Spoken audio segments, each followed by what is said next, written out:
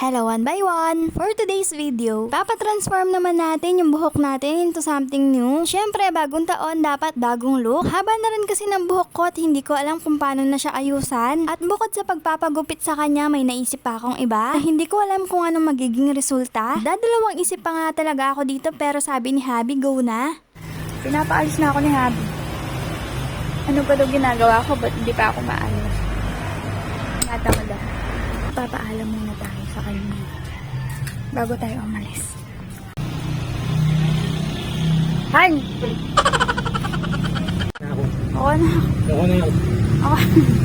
Nagamatamad mo. Ito ako. Itong Philippine.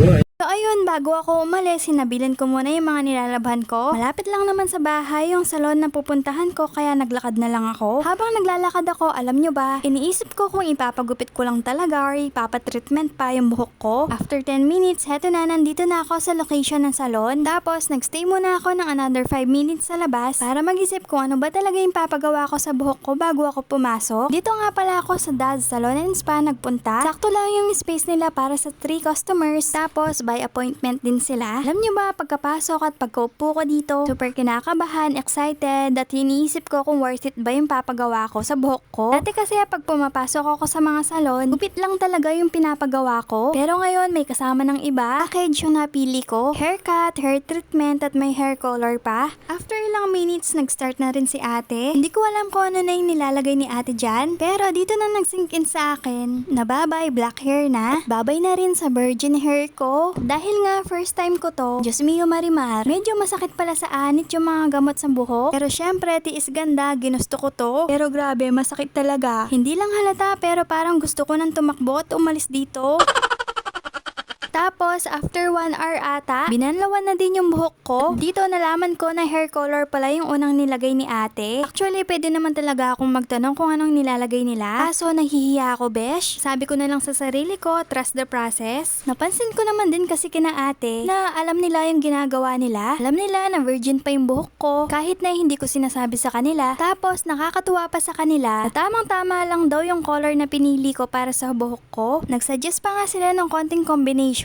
Next naman yung Brazilian treatment na yung ginawa sa akin. Nasa second round na naman yung sakit ng anit ko dito. Tapos na-realize ko din na medyo matagal pala talaga. Hindi ako prepared kahit tubig wala akong dala. Ito nga pala si ate nakasabayan ko sa Tiis Ganda program. Nadatnan ko na rin si ate dito. At sa tingin ko malapit na siyang matapos. Pagkatapos ng Brazilian, heto si ate nasa last step na ata kami. At in fairness, dito pa lang nakikita ko na yung result. Dito pa lang approve na yung kulay sa akin. Nakuha nila yung color na pinakita ko na nasa picture. At sa totoo lang, hindi ko expect na paplantsahin pa nila yung buhok ko. Akala ko hanggang hair dry or blow dry lang yung gagawin. Alam nyo ba, buti na lang nakasindi yung TV nila dyan. Dahil, alam nyo ba, yung tiyan ko ilang beses tumunog dahil sa gutom.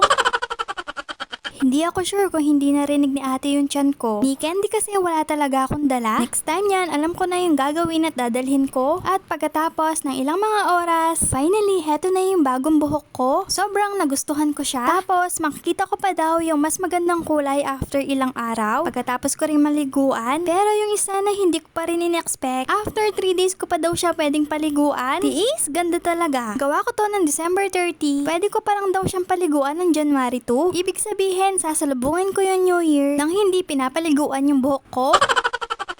At heto na pala yung buhok ko after ilang days. Super happy at satisfied ako sa result. No regrets. That's all. Thank you for watching. See you on my next video. Bye!